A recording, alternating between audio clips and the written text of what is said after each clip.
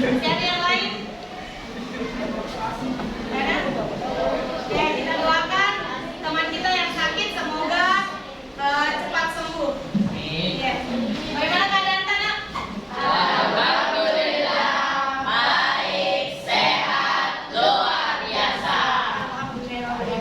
Bagaimana perjalanan Tak dari rumah sampai ke sekolah? Aman-aman saja? Tidak ada drama? Iya. Alhamdulillah. Semoga kita selalu senantiasa dilindungi oleh Allah Subhanahu wa Ta'ala. Perjalanan kita, aktivitas kita, kesehariannya kita, semoga kita selalu dilindungi oleh Allah Subhanahu wa Ta'ala. Oke. Hari ini kita akan mempelajari tentang kelainan pada sistem pencernaan. Sesuai dengan tujuan pembelajaran hari ini adalah melalui kegiatan wawancara dan diskusi kelompok. Wawancara ini kita boleh wawancara di rumah, kita boleh wawancara ketika ada Bu Dokter di sebentar. Dan diskusi kelompok, peserta didik dapat mengumpulkan serta menyajikan informasi yang berhubungan dengan gangguan atau kelainan atau penyakit pada sistem pencernaan makanan pada manusia. Mana penyebabnya, apa, bagaimana upaya pencegahannya, bagaimana ketika kita terserang, bagaimana cara mengobatinya, dan apakah penyakit pencernaan ini menular atau tidak. Kemarin kita sudah belajar tentang organ pada sistem pencernaan dan bagaimana proses pencernaan makanan pada manusia. Kita kembali lagi, apa-apa organ pencernaan, Nak? Satu, mulut, ya, kerongkongan, masuk ke lambung, hati, kantong empedu, apa lagi? Pankreas, usus halus, usus besar, kemudian rektum, terakhir ke anus. Jadi makanan masuk ke mulut, keluar lewat anus. Bagaimana kemarin sudah dipelajari tentang bagaimana proses-proses pencernaan makanan mulai dari mulut sampai ke anus. Hari ini kita mau mempelajari tentang penyakit atau kelainan pada sistem pencernaan pada manusia. Perhatikan coba gambar. Ada gambar makanan sehat dan ada gambar makanan yang tidak sehat. Terus penyakit pencernaan, ada muntah-muntah, ada diare, ada ada konstipasi atau sembelit, dan banyak penyakit-penyakit diare, penyakit-penyakit sistem pencernaan lainnya. Pernahkah kalian mengalami gangguan pencernaan? Pernah? Iya. Apa itu? Diare pernah. Apa lagi? Siapa lagi? Ya, mah. Oke. Penyakitnya remaja banyak mah. Apa lagi? Apa lagi pernah? Alami penyakit apa lagi? Sembelit. Ada yang pernah sembelit? Itu dalam kehidupan kita sehari-hari ya. Kita pernah kita pernah penyakit terserang penyakit diare, penyakit mah. Nah, menurut Tak, kira-kira apa penyebabnya? Misalnya mah, kira-kira penyebabnya apa? Tidak makan. Bisa penyakit mah dicegah? Bisa penyakit diare dicegah? Terus ada pepatah yang mengatakan, kamu adalah apa yang kamu makan. Ada yang bisa menafsirkan apa itu? Kata-katanya yang menjelaskan apa itu? Kamu adalah apa yang kamu makan. Ada yang bisa? Ya, silakan Naur, berdiri Naur. Kita akan sehat. Apabila kita memakan makanan yang tidak sehat, maka tubuh kita juga tidak sehat. Terima kasih. Tepuk tangan untuk Naur. Adalah apa yang kamu makan. Ketika kita memasukkan makanan ke mulut Tak, ke dalam makanan yang tidak sehat, berarti pencerminannya adalah tidak sehat. Gitu nih? Iya, begitupun sebaliknya. Oke. Untuk motivasi hari ini kita akan belajar melalui literasi dari hasil wawancara atau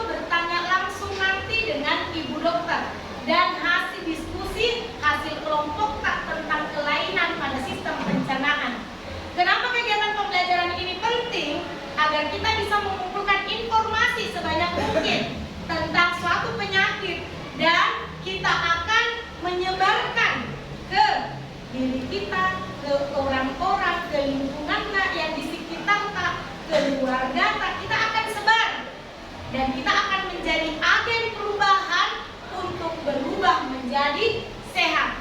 Jadi ini yang kita lakukan hari ini. Dengan memahami penyebab dan cara pencegahannya, kita bisa lebih peduli terhadap kesehatan diri sendiri utamanya, kemudian kepada keluarga dan lingkungan sekitar kita. Jadi ilmu yang kita pelajari ini nanti bukan hanya bermanfaat dalam kelas ini, kita bisa aplikasikan dalam kehidupan kita sehari-hari. Oke, apa yang kita akan lakukan adalah kita akan membuat proyek ini, proyek kecil, dan perancangan wawancara langsung dengan nanti ibu dokter ketika ibu dokter sudah hadir bersama kita. Setelah itu membuat poster tentang penyakit. Kita pilih satu penyakit pada pencernaan. Kita buatkan poster. Misalnya kita buatkan poster bagaimana gejalanya bagaimana tanda-tandanya, bagaimana ketika kita terserang bagaimana cara mengobatinya, dan untuk menghindari penyakit bagaimana kita mencegah. Terus apakah penyakit itu menular atau tidak? Itu nanti yang kita buatkan poster. Nah, sudah ada nih pertanyaan-pertanyaan tak? Sebentar? Iya. Oke. Nah, ini adalah tahap pelaksanaan wawancara atau diskusi dengan dokter. Dokter itu yang kita hadirkan adalah sebagai mitra belajarnya kita. Jadi ketika nanti ibu dokter datang, setelah ibu dokter akan memaparkan tentang bagaimana penyakit kelainan pada sistem pencernaan pada manusia. Setelah ibu dokter memaparkan, menjelaskan kepada kita, kita boleh bertanya ke ibu dokter sesuai dengan penyakit apa yang kita mau angkat. Susun nanti apa pertanyaan-pertanyaan Anda untuk ibu dokter, tetapi yang tertib ya pertanyaannya. Bisa? Oke, kita tunggu dulu kedatangan ibu dokter. Oke, hari ini pembelajaran kita sangat spesial karena kita bisa bertemu langsung dengan ibu dokter Haji Hikmawati Mas, salah satu dokter yang ada di Kabupaten Bantaeng. Nah, tujuan ibu dokter datang ke sini adalah sebagai mitra belajarnya kita, ya. Jadi ibu dokter berada di tengah-tengah kita ini sebagai mitra belajarnya kita di mata pelajaran IPA yang membahas tentang kelainan atau penyakit pada sistem pencernaan. Jadi nanti ibu dokter akan menjelaskan kepada kita semua bagaimana menjaga kesehatan untuk sistem pencernaannya kita. Iya, jadi setelah ibu dokter memaparkan, anak-anakku semua boleh bertanya. Iya, oke? Bisa? Iya, kita untuk mengefisienkan waktu, kita mendengarkan arahan dan pencerahan dan bagaimana bisa menjaga kesehatan sistem pencernaan kita oleh ibu dokter. Silakan ibu dokter. Assalamualaikum warahmatullahi wabarakatuh. Waalaikumsalam warahmatullahi wabarakatuh. Kurang semangat ya, belum makan? Belum. Sudah sarapan di rumah? Belum. Tetap semangat ya. Assalamualaikum warahmatullahi wabarakatuh. Waalaikumsalam warahmatullahi wabarakatuh. Masya Allah, luar biasa. Semangat pagi. Pagi luar biasa. Teman-teman ini dari kelas berapa ya? 8A dulu, kalau saya 8A itu kelas 2 SMP ya Bu Guru ya. Masalah. Alhamdulillah saya teman-teman kalian juga, saya Dokter Hikmawati, merupakan salah satu dokter yang memberikan pelayanan di klinik Mitra Medika Mandiri. Di samping itu juga saya praktek mandiri sebagai dokter pribadi yang prakteknya di alamat di kampung Bangan. Yang alhamdulillah saya terima kasih banyak dulu telah diberikan kesempatan bisa berada di sini bersama anak-anak saya semua, yang bersama anak-anak saya semua pagi hari ini insya Allah kita bisa untuk memberikan edukasi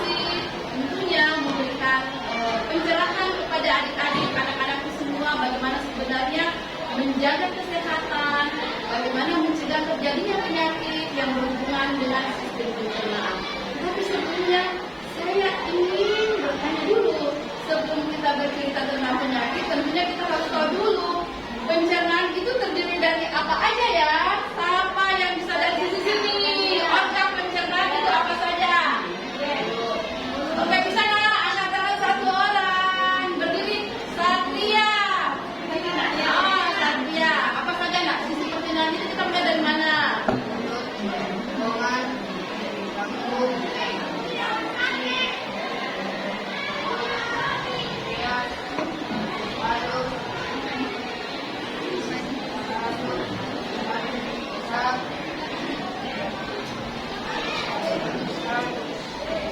Oke, sudah. Sangat lengkap sekali. Aplaus dulu buat teman-teman yang belajar. Yang ingat pelajaran dari gurunya, dia paham pelajaran dari gurunya, dan saya berharap pasti semuanya juga paham. Kita setuju, kita semua paham semua sistem pencernaannya kita, organ pencernaannya. Oke, teman-teman, adik-adik dan anak-anak itu semua. Jadi insya Allah, jadi sistem pencernaan itu adalah salah satu bagian dari sistem tubuh di antara beberapa sistem yang ada dalam tubuh kita yang memberikan peran penting, dampak penting terhadap kesehatan. Pencernaan seperti telah disebutkan tadi, mulai dari mulut, kerongkongan, lambung, usus halus, usus besar, berakhir di rektum, dan ada organ di sekitarnya, ada hati, ada empedu, ada pankreas. Organ-organ inilah yang kita sebut sebagai sistem pencernaan. Oke, kita tadi sudah tahu organnya. Tentunya, tadi dokter kan sudah bilang dia memiliki fungsi yang sangat luar biasa dan sangat berdampak terhadap kesehatan kita. Yang bisa menyembuhkan fungsinya, saya dari sisi tenang. Fungsi pencernaan kita apa, nak? Kalau kita tahu fungsi, maka kita akan sadar, waduh, bahaya. Kalau ini rusak, kan fungsinya akan rusak ya. Sama dengan mobil, fungsinya untuk misalnya dia berjalan mengantarkan kita pindah dari tempat satu ke tempat yang lain. Kalau dia rusak, maka mobilnya mogok, tidak bisa jalan. Nah, kita tidak bisa diantar oleh ibu kita atau ayah kita untuk sampai ke sekolah kan, kalau kita pakai kendaraan. Nah, jadi harus paham dulu fungsi pencernaan kita itu apa, nak sayang? Saya mau perempuan yang rasa paling tadi. Oke, yang di belakang bisa berdiri, nak? Silakan. Ya, mungkin yang sudah kenal tapi saya belum. Assalamualaikum warahmatullahi wabarakatuh. Waalaikumsalam warahmatullahi wabarakatuh. Perkenalkan, nama saya Arsya Syukurani Zadullah, kelas bersama Arsy. Arsy, enak. Oke, biasa aja. Belajar itu harus senang, bahagia, ya, menggembirakan, menyenangkan, tidak menegangkan. Oke, kira-kira fungsi pencernaan itu apa sih? Buat apa?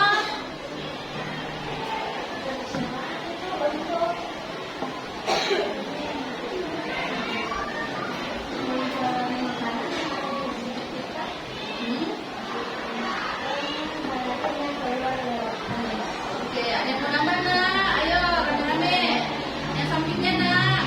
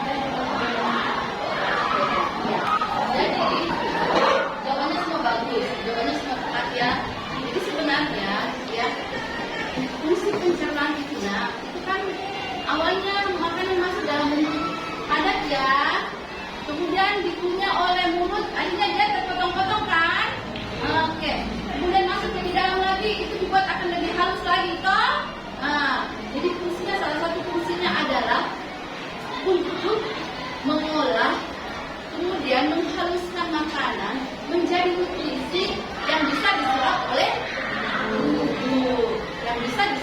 tubuh, Nah, nantinya dalam bentuk nutrisi yang bisa diserap tubuh itulah yang akan disebarkan ke semua organ tubuh untuk memenuhi kebutuhan organ. Bisa berfungsi sebagai sumber tenaga, ya. Dia memperbaiki sel-sel jaringan, pertumbuhan jaringan. Dia kasih makanan ke otak juga untuk bisa berpikir. Kalau tidak ada makanan yang sudah diolah dengan baik sebagai nutrisi, itu tidak ada yang bisa menutrisi kita punya otak. Makanya kenapa anak-anak yang tidak bagus nutrisinya, maka daya konsentrasinya dia akan turun. Atau kalau dia tidak sarapan di rumah, tiba-tiba dia belajar, tiba-tiba dia pingsan, peningkatan dan kunang-kunang itu. Itu salah satu sebenarnya. Karena salah satu fungsi nutrisi yang diolah oleh pencernaan kita untuk memberikan energi kepada semua organ tubuh yang ada di makanya pentingnya sarapan sebelum kita ke sekolah. Karena jangan pikir bahwa yang mengeluarkan tenaga itu cuma kuli bangunan atau tukang sapu. Ya, berpikir itu juga butuh energi. Belajar itu juga butuh energi. Makanya siapa yang punya kebiasaan di rumah disiapkan sarapan pagi oleh ibunya? Halo, yang lain? Halo, angkat tangan yang tinggi-tinggi yang sarapan pagi di rumah. Berarti yang lain tidak sarapan, nak? Tidak, sayang. Sarapan di mana, sayang? Tidak sarapan, nak. Tinggal di mana, nak? Di aspal. Kita juga tidak sarapan, nak. Minum apa saja? Air putih. Oke, kita juga tidak sarapan, nak. Tidak sarapan. Apakah ibunya siapkan sarapan tapi kita tidak mau makan, nak? Ibu tidak disiapkan. Ya, jadi ini sebenarnya salah satu bentuk komunikasi yang bisa kita bangun sehingga itu tadi yang ibu dokter bilang ya, bahwa kita butuh energi untuk belajar. Oke lah, sekarang ada MBG, tapi MBG mungkin makannya di jam berapa? Di jam 10 atau di jam 11 kan? Energi yang kita belajar dari jam 8 sampai jam 10 dapat dari mana, nak? Iya, apalagi kalau ada yang tidak makan malam lagi. Waduh, lihat lagi malamnya. Waduh, akhirnya salah satu guru yang menyebabkan kualitas pembelajarannya tidak bagus, output daripada hasil pembelajaran tidak bagus, tanda kutip, karena daya konsentrasi anak menurun.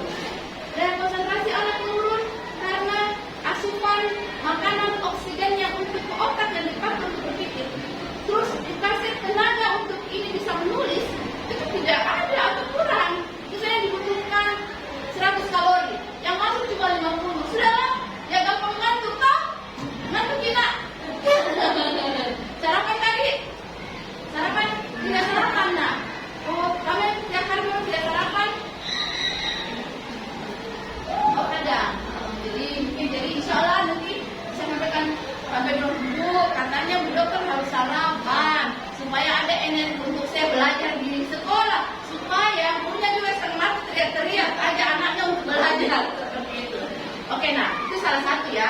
Kemudian salah satu fungsi daripada makanan yang masuk ke dalam tubuh kita itu adalah sistem internal. Dia akan memilah mana yang bisa jadi nutrisi dan mana yang bisa jadi sampah keluar, racun yang keluar menjadi, tadi sudah dikatakan, dari kotoran yang keluar dari kotoran, ya.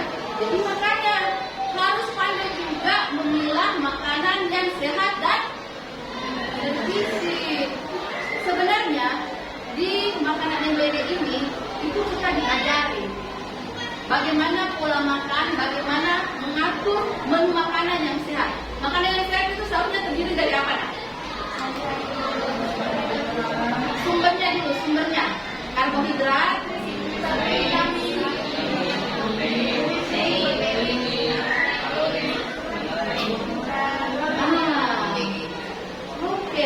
Jadi dari barangkali pada saat MBG-nya dibagikan, kita gizinya, karbohidratnya. Terus ada ayamnya, ini proteinnya. Kemudian ini kan ada lemaknya, misalnya kan dia digoreng jadi apa, ada lemaknya. Ada sayur dan buahnya, itu vitamin dan mineralnya. Dan seharusnya komposisi setiap makanan kita, makan pagi kita, makan siang kita, dan makan malam kita, itu sudah seperti itu mestinya. Di rumah makan malam ada yang seperti ini, disiapkan oleh ibunya, disiapkan nak, ada buahnya. Masya Allah, luar biasa. Yang lain, kalau makan malam makan apa? Coba. Asam. Kalau malam makan apa nak? Asam. Nasi sama apa nak? Sama apa lagi? Sayur. Oke. Ikan sumber apa? Sumber protein. Jadi pentingnya anak-anak kita semua memahami sumber-sumber nutrisi dan jenisnya. Karbohidrat itu yang mana? Karbohidrat itu kan bukan saja nasi. Dia bisa penggantinya ada mie, ya. Kemudian ya mie ya. Kebetulan kita makan Indomie terus jadinya seperti itu. Oke. Jadi ini sangat penting sekali, ya. Nah, bagaimana mengatur jenis makanan yang masuk dan bagaimana mengatur pola makan. Pola makan itu jadwal makan kita yang masuk. Siapa yang biasa kena keluhan penyakit menjadi keluh hati? Yang biasa sering sakit keluh hatinya di sini. Betul, saya suka keluh hati ini kok. Iya, kenapa bisa? Karena terlambat makan. Itu salah satu penyakit yang ditimbulkan akibat pola makan yang salah adalah kita sebut dengan dispepsia, ya. Kalau bahasa kedokterannya kita sebut dengan dispepsia. Dan kalau dispepsianya sudah berlanjut kita sebut dengan GERD, ya. GERD. Ada yang sebut, ada yang biasa dengan GERD? Ada yang ibunya dokter, bapaknya dokter? Nah, ada yang siapa? Oh, ada teman saya, sahabat saya, ini dokter Ismail, ya. Nah, yang tua, anak tua, ya. Oke, jadi insya Allah, nah, kita berharap, ya, saya mau nanti melihat ya, mereka bisa sebagai tindak lanjut ini, dia bisa melaporkan, Bu, saya sarapan paginya ini, pagi ini, so, saya makan malamnya ini, sehingga pencapaian kita kan sudah jelaskan, Bu, oh ini nutrisi, protein, bla bla bla bla. Nah, jadi kadang kita tidak mengikutinya, apakah ini diimplementasikan atau sudah menjadi budaya atau sudah menjadi karakter. Jadi kemarin ada tentang berapa kalori makanan yang mulai dari keseharian satu hari. Jadi berapa kalori makanan ketika sarapan, ketika makan siang dan makan malam. Cukup nggak kalori itu dalam sehari untuk tubuhnya? Kemarin ada menghitung kalori. Karena ada nggak? Ada dihitung. Dan seharusnya cuma jangan hanya dihitung, tapi diimplementasikan. Sesuatu begini kan, tahapan pengetahuan itu ini. Dari tidak tahu, kita belajar dari tahu. Dari tahu, kita paham. Nah, dari paham kita mengenali. Dari paham, mengenali, kita mengimplementasikannya sehingga itu menjadi budaya hidup yang sehat.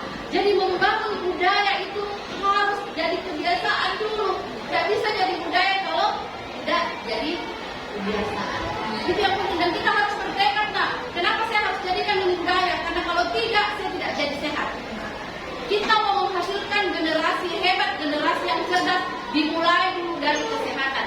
Jangan kita berharap untuk mempunyai cita-cita besar. Semua kalian ini adalah calon-calon presiden, iya kan? Amin. Iya. Semua punya peluang untuk jadi presiden, jadi menteri, jadi pengusaha, jadi apa, jadi orang hebat, jadi orang kaya. Semua sekarang sudah harus dilakukan cita-cita itu. Tapi harus jaga kesehatan dulu. Bagaimana kita mau konsentrasi belajar bagus, hasil belajar bagus, kemudian angka ketidakhadirannya di sekolah akibat sakit itu tidak ada, dikurangi, iya kan? Nah, tapi harus dengan jaga kesehatan. Ya, kita sepakat untuk dari yang baru Pak Toh. Alhamdulillah. kemudian kita setelah paham tentang nutrisi harus paham juga seperti apa sebenarnya perilaku sehat. Perilaku sehat yang berdampak kepada kita. Pertama, ada yang punya kebiasaan yang mana lebih penting? Toh, cuci tangan sebelum makan atau cuci tangan setelah makan? Cuci tangan. Oke, cuci tangan sebelum makan. Nah, karena orang dulu itu biasanya lebih utama itu cuci tangan setelah makan. Dia sebelum makan dia lupa cuci tangannya. Ada yang bisa mencontohkan 6 gerakan cuci tangan.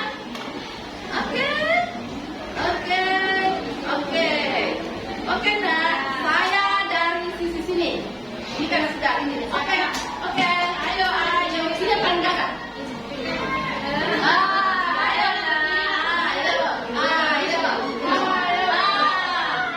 Namanya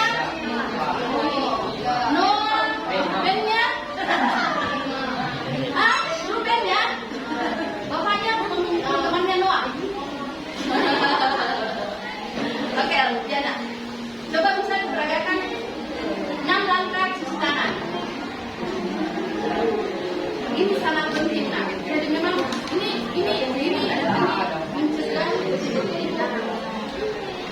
mencegah untuk terkontaminasi dengan bakteri atau apa dengan gerakan cuci tangan. Oke, bisa mulai? Kalau tidak nanti kakak Fani atau kakak Putih yang contohkan ke depan.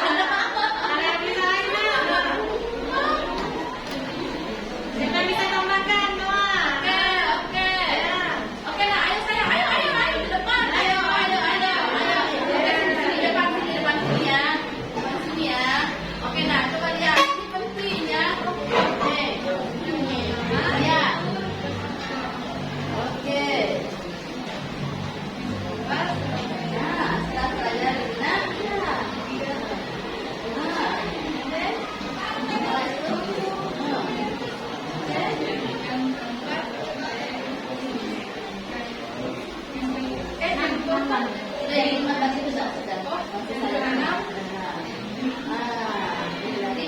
jadi ini bukan begini nah, tapi diputar ini ya, supaya ini semuanya bersih.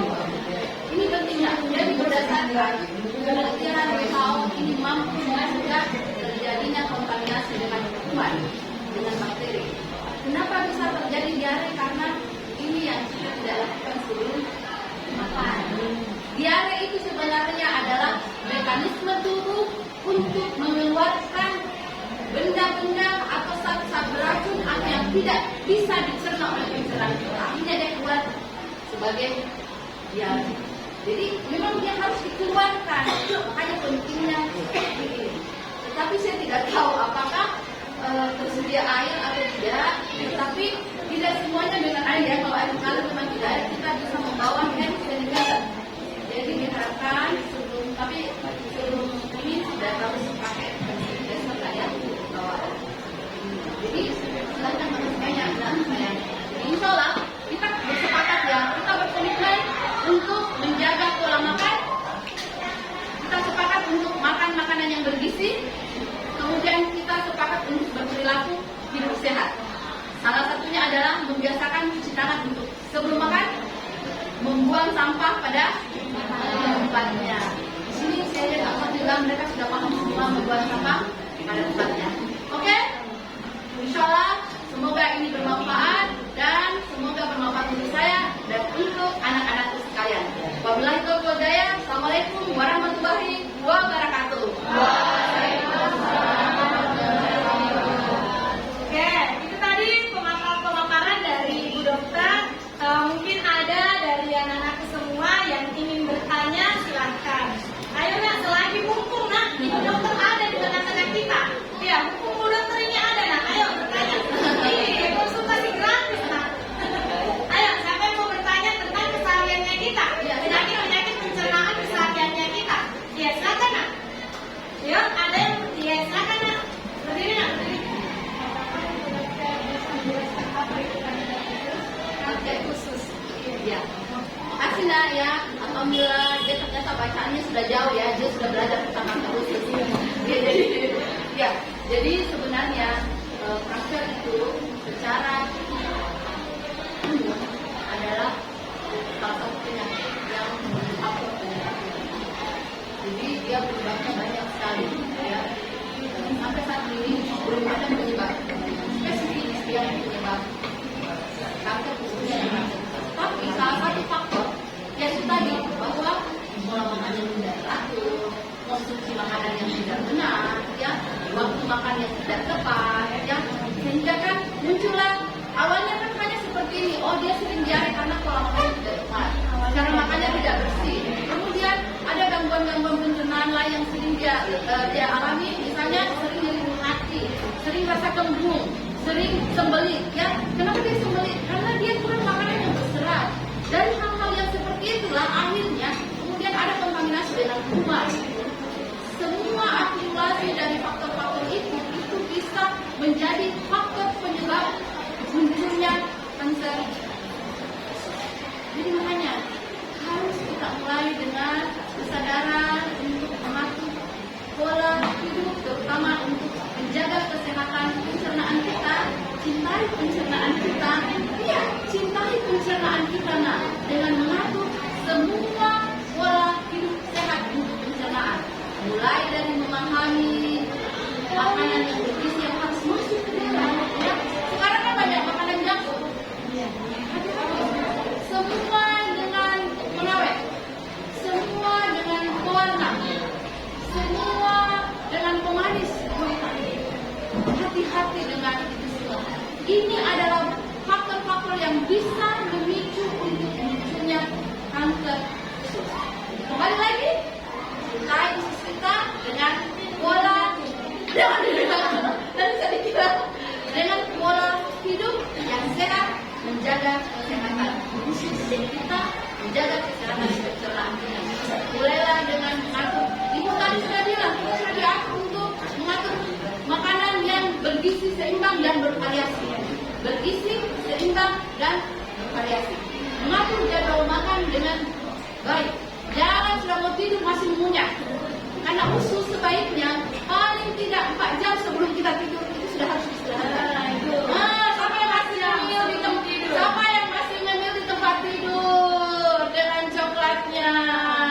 4 jam sebelum tidur. Supaya dia butuh istirahat juga. Nah, makanya makan malamnya yang paling tidak jam 7 lah. Setelah itu kan sudah kita saja sikat gigi atau apa semuanya.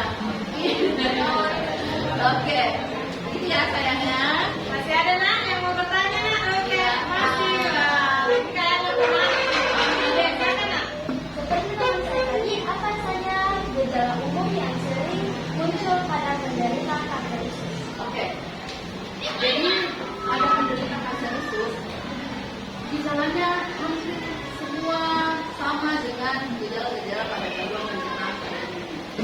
Seperti tadi yang saya sampaikan, dia sering nyeri pada daerah perut, nyeri pada daerah perut. Kemudian dia bisa mengalami diare yang kronik. Jadi yang paling penting itu sebenarnya diare kronik. Jadi diare kronik itu maksudnya diare yang berkepanjangan. Jadi kadang kan biasa, saya kok diare terus, diare terus. Nafsu makannya pasti akan berkurang. Nafsu makan akan berkurang, berat badannya akan menurun. Itu berat badan akan menurun. Itu salah satu daripada di antara gejala. Semua yang gejala umumnya begitu. Ya, gejala umumnya pokoknya selalu merasa tidak nyaman di daerah perutnya, kayak sering merasa pusing, sering merasa nyeri, mual, muntah, ya, dan itu berkepanjangan. Jadi kok sudah diobati, kok tidak sembuh, sudah diapa tidak, ternyata tertular. Dan itu dideteksi dengan pemeriksaan yang lebih jauh, ya, pemeriksaan penunjang, pemeriksaan endoskopi, ya, itu baru akan ternyata perjalanannya itu sudah sampai ke cancer. Dan itu kan tadinya macam-macam, berjalan juga raya, bisa mengalami ada stadium 1, stadium 2, stadium 3, stadium 4. Jadi kalau misalnya tergantung luasnya, kemampuan dalamnya, dari mana dilakukan dan tindakannya juga nanti apakah akan dilakukan tindakan operasi, dilakukan dengan terapi, ya, seperti itu. Dan penting insya Allah kita di sini semua bertekad untuk mencegah munculnya atau timbulnya penyakit gangguan pencernaan dengan menjaga kesehatan kita semua. Ini dulu yang penting untuk kita semua. menjaga kesehatan, sampaikan ke orang tua, Bu, saya mau dengan menjaga makanan. Pola makan saya harus diatur, Bu, jangan selalu persiapan saya cuma Indomie saja yang ada di situ. Indomie telur, Bu, saya butuh serat, saya butuh sayur, Bu, saya butuh buah, Bu, saya butuh ikan, saya butuh ayam, saya butuh tempe, saya butuh tahu. Oke, Seth? Sudah? Oke? Masih ada satu? Oke, satu lagi. Ya. Ada dokter, satu lagi. Ya. Silakan, Nak. Apa itu penyakit diare, Dok? Terus apa saja penyebab dan bagaimana cara mengatasi? Serta apakah diare itu menyebab? Oh ya. Jadi diare sebenarnya definisi diare adalah frekuensi buang air besar yang berlebihan itu frekuensinya jika sudah lebih dari 3 kali atau 4 kali dengan konsistensi yang cair seperti air itu kita sudah definisikan dengan diare dengan frekuensi yang lebih dari 3 kali dan itu jaraknya berdekatan. Nah, karena kan biasanya kan dia pagi terus nanti malam lagi, ya itu kan. Jadi jangan satu kali itu sudah, kalau satu kali itu belum dikategorikan. Jadi harus lebih dari 3 kali ya frekuensinya. Jadi banyak penyebab ya, salah satunya kita lihat makanan yang tidak cocok ya. Jadi ada makanan yang tidak cocok yang harus dan tidak dibutuhkan oleh nutrisi atau tidak bisa diolah oleh pencernaan kita. Seperti pabrik ya, sudah dikeluarkan saja. Jadi sangat penting ya, dan diare itu paling banyak disebabkan karena pola makan ya, tidak bersih, tidak masuk, dan bisa disebabkan karena faktor infeksi ya, faktor radar bisa juga menyebabkan terjadinya diare. Tetapi tidak semua diare itu disebabkan karena infeksi ya. Nah, bisa saja karena adanya makanan yang masuk ke dalam tubuh yang tidak mampu dicerna, dipilah-pilah oleh pencernaan kita, kalau sudah ini keluarkan saja ini karena tidak mampu diolah oleh pencernaan kita.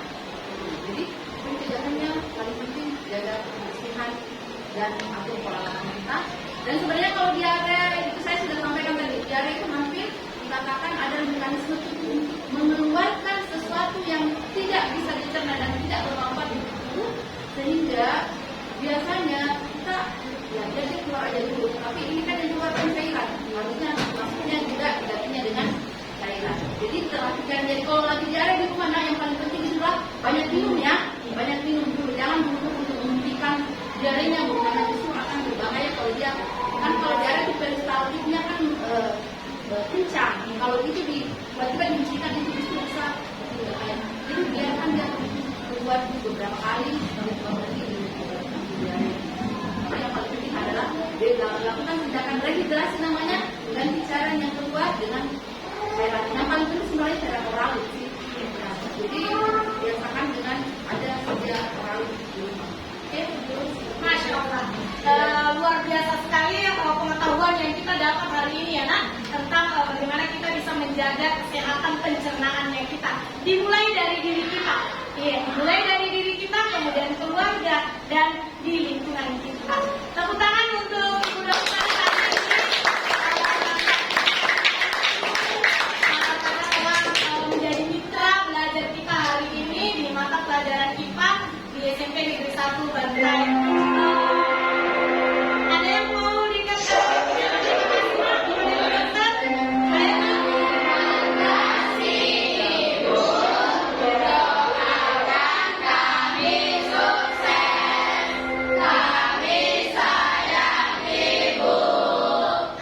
Alhamdulillah, terima kasih banyak semua untuk anak-anak saya. Insya Allah kita semua adalah generasi penerus bangsa yang insya Allah akan menjadi hebat, akan menjadi besar, penuh manfaat dan berbagi kebaikan untuk masyarakat kita dan Indonesia secara umum.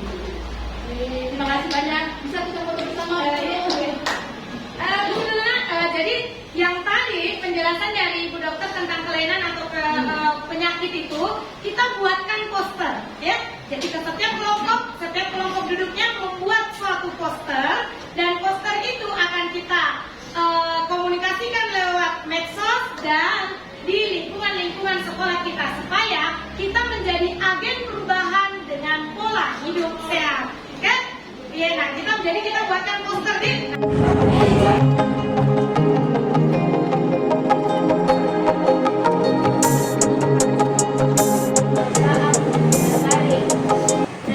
Regurgitasi asam lambung atau makanan kembali ke mulut. Sulit menelan. Diarrhea, kesulitan menelan makanan atau cairan. Nyeri tenggorokan, rasa tidak nyaman di tenggorokan. Bentuk kronis, batuk yang tidak kunjung sembuh bisa disebabkan oleh iritasi asam lambung. Agak berat badan dan tidur dengan kepala lebih tinggi serta konsultasi dengan dokter untuk mendapatkan obat yang tepat seperti Untuk mengatasi penyakit diare secara sederhana, pastikan Anda cukup meminum cairan seperti mineral atau organik untuk mencegah dehidrasi, makan makanan lunak, mudah dicerna seperti pisang atau nasi putih, konsumsi makanan protein seperti yogurt,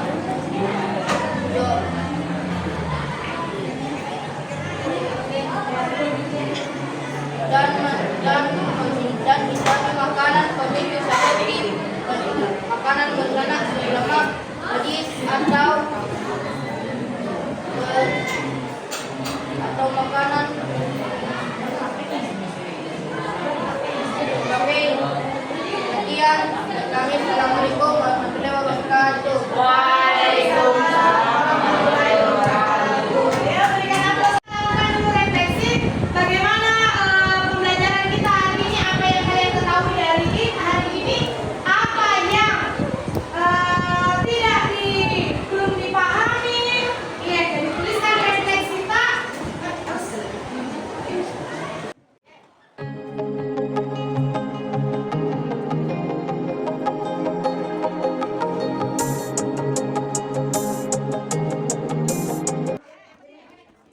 Ini adalah diare merupakan penyakit yang disebabkan oleh makanan. Oke, jaga pola makanan yang sehat agar tidak terkena penyakit pencernaan. Yang saya dapatkan hari ini adalah saya belajar bahwa kita bisa makan lebih banyak, menjaga pola makan. Oke, dengan berbagai refleksi ini berarti berakhir juga pembelajaran kita hari ini. Semoga bermanfaat untuk diri kita sendiri, senantiasa untuk selalu menjaga kebersihan dan menjaga kesehatan untuk diri kita, terutama